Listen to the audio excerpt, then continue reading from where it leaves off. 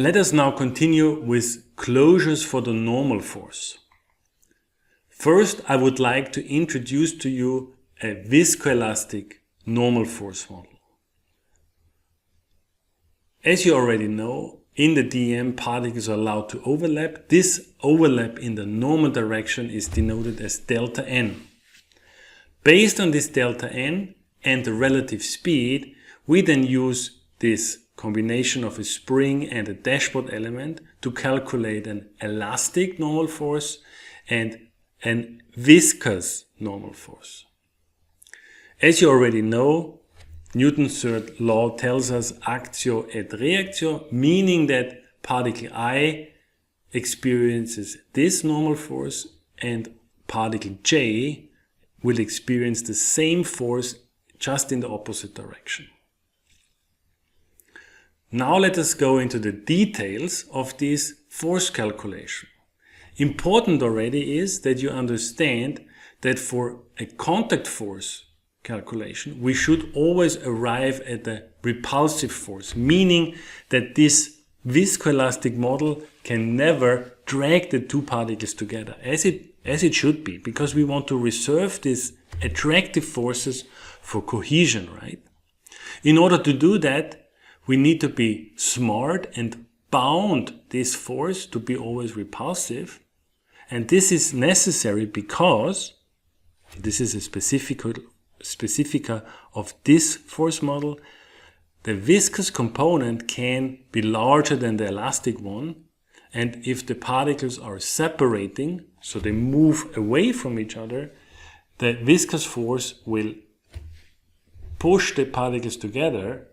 And if this viscous component is then larger as this elastic repulsive force, we have the problem of attraction, of attractive forces to the contact force, which is not wanted. So one has to be very careful with this force closure.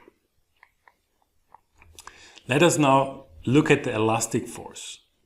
The elastic force, as we have seen before, is characterized by stiffness K and should be modeled always as soft as possible to minimize the simulation time. We have seen that already in the theory part.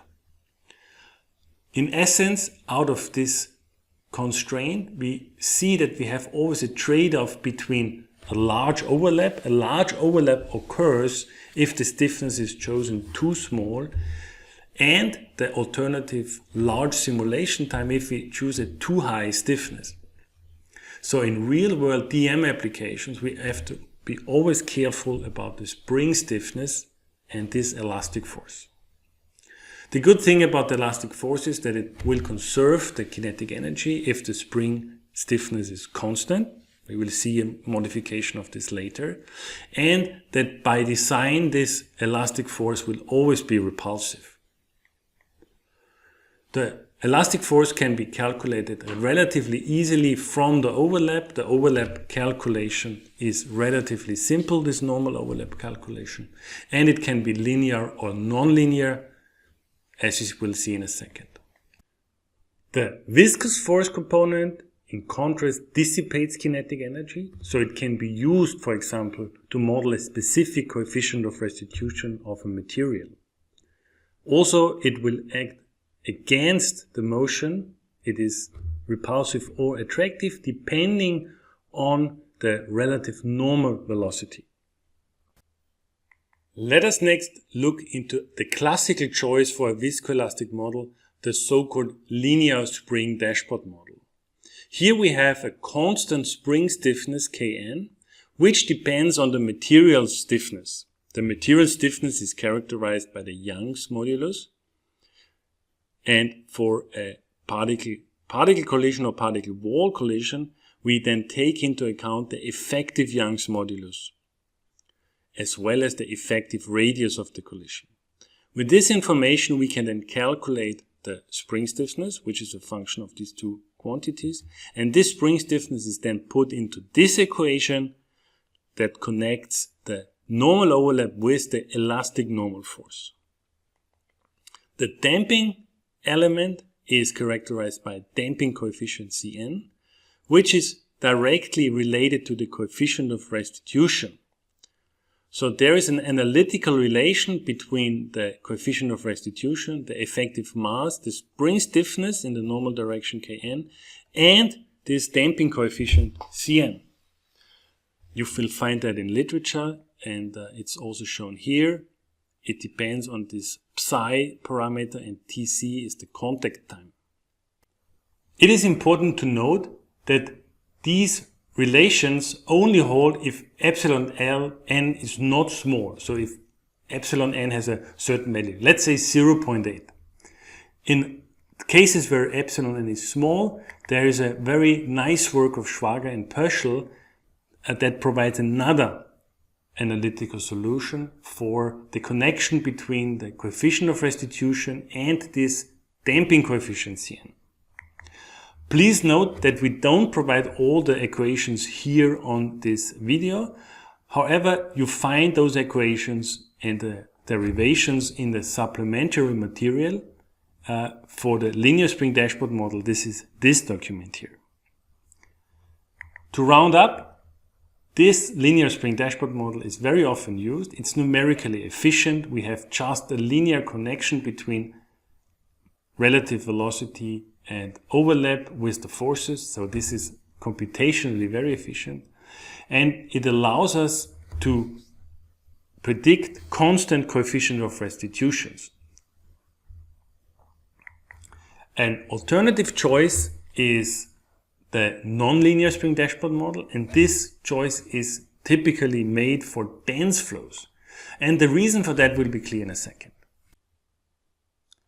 Let us look now at this force closure for the elastic component. Here we have the expression. We have here this stiffness KHZ, which is calculated based on the effective Young's modulus and the effective radius of the collision. Please note that we have a square root relationship here. So the units are not Newton per meter, but different.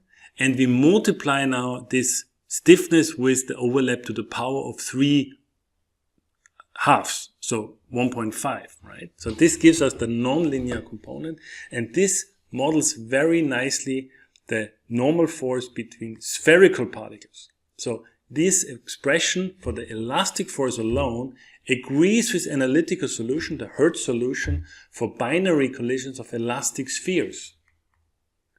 For the viscous force component, several different models exist. The coefficient of restitution for these models is impact velocity dependent. I don't want to go here into the details. Everything is very nicely summarized in this publication of Kugel-Emden et al. To again make the point about dense flows. In dense flows, the coefficient of restitution is not so critical, but what is critical here is the elastic force component. So for those flows, one will prefer the Hertzian contact force, this nonlinear spring dashboard model, simply because the elastic component is more important and not so much the damping force and the coefficient of restitution. That's it for this part. See you next time.